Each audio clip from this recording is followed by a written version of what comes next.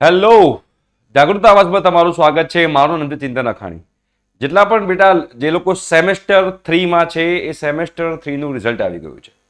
Right, આપણા ઘણા બધા સ્ટુડન્ટ્સ જે છે સેમેસ્ટર 3માં જે આપણા કોર્સમાં જોડાયેલા હતા એ લોકોને જબરજસ્ત રિઝલ્ટ આવેલા છે અને બહુ જ જબરદસ્ત રિસ્પોન્સ મળ્યો છે છોકરાઓ તરફથી.